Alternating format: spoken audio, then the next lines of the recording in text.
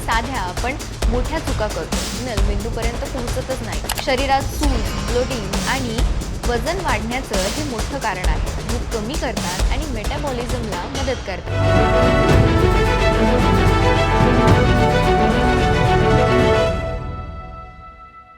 नमस्कार, मी अंजली आणि आपण पाहत आहात weight loss with Asha Kiran. बघा, आपल्याकडे ना वजन कमी करणं म्हणजे डाएट, उपास, जिम, प्रोटीन शेक अशाच गोष्टी डोक्यात येतात. पण खरं सांगू, वजन कमी करणं ही घरातल्याच स्वयंपाकघरातून सुरू होणारी गोष्ट आहे. कारण रोजचा आहार म्हणजे आपल्या दिवसाचा पायाच. आणि याच रोजच्या स्वयंपाकात आपण काही साध्या पण मोठ्या चुका करतो, ज्यामुळे कितीही मेहनत केली तरी वजन कमी व्हायला तयारच नसतं. सगळ्यात आधी बोलूया पहिल्या मोठ्या चुकीबद्दल, मोठ्या प्रमाणावर तेल वापरणं. आपण कितीही हेल्दी भाजी केली तरी तेलाचं प्रमाण जरा वाढलं की भाजीचं कॅलरी काउंट दुप्पट. पण आपल्याला हे कधी कळतच नाही, कारण आपण मोजून तेल वापरत नाही. 1 चमचा की 3 चमचे फक्त हाताच्या सवयीतून तेल जातं. पण हेच तेल जरा मोजून घातलं की शरीरावर फरक पडायला सुरुवात होते. एकदा प्रयोग करून बघा. दुसरी चूक म्हणजे भाजी अगदी गाळ होईपर्यंत आपण शिजवतो. आपल्या घरात ना भाजी खूप मऊ, चांगली फुटेपर्यंत शिजवली की ती मस्त झाली असं मानलं जातं. पण जास्त शिजवलं की फायबर कमी होतं, विटॅमिन्स निघून जातात. मग आपण जास्त भाकऱ्या, भात घेतो, कारण भूक भागतच नाही. म्हणूनच भाजी थोडी कुरकुरीत राहील इतपत शिजवा. याचा शरीराला जास्त फायदा होतो. तिसरी चूक आणि अगदी सामान्य चूक, मिठाचं प्रमाण जास्त ठेवणं. आपण चवेसाठी मीठ वाढवतो, पण त्याच मिठामुळे शरीरात पाणी धरून राहतं, सूज येते आणि वजन खाली जातच नाही. मीठ कमी आहे असं जाणवलं तर मसाल्यांची चव वाढवा, पण मीठ वाढवू नका.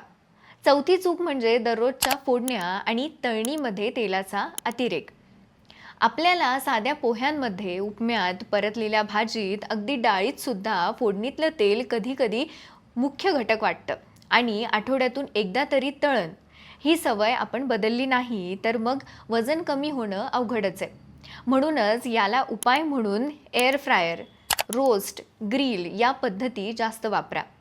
पाचवी सामान्य चूक म्हणजे हेल्दी गोष्टींना घाबरणं. दही, ताक, घरची डाळ, कडधान्य. काही जणांना वाटतं हे खाल्लं की वजन वाढतं, किंवा मग दही खाल्लं की सर्दीच होते, डोकंच दुखतं, डाळी खाल्ल्या की पोटच दुखतं, असे आपले सामान्य रोजचेच गैरसमज आहेत. पण प्रत्यक्षात या गोष्टी पोट शांत ठेवतात, भूक कमी करतात आणि मेटाबॉलिझमला मदत करतात. उलट न खाल्लं की तुम्ही जास्त स्नॅक्स खाण्याची शक्यता वाढते. 6वी चूक म्हणजे पॅकेज मसाले, तयार ग्रेव्ही, सॉसेस, मैद्याचे पदार्थ रोजच्या जेवणात वापरणं.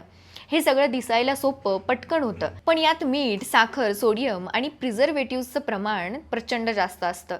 शरीरात सूज, ब्लोटिंग आणि वजन वाढण्याचं हे मोठं कारण आहे. त्यामुळे घरचे मसाले, घरची ग्रेव्ही हीच बेस्ट. आणि आता शेवटची 7वी चूक, ती म्हणजे जेवताना लक्ष जेवणावर नसणं.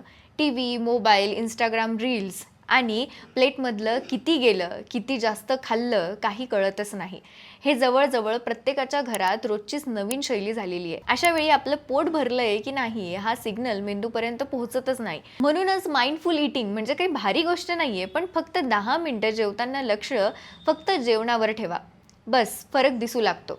आधीच्या काळात सगळेजण सोबत जेवायला बसायचे, त्यावेळी ना मोबाईल ना टीव्ही. पण आता ती कन्सेप्ट उरलीच नाहीये. याला कारण म्हणजे लहानग्यांपासून मोठ्यांपर्यंत सगळ्यांचंच बिझी स्केड्यूल. त्यामुळे निदान आधीसारखे जेवू शकत नसाल तरी आत्ताच्या काळात अनुरूप अशी माइंडफुल ईटिंग ही कन्सेप्ट तरी आपल्या स्वतःच्या हेल्थसाठी फॉलो करा.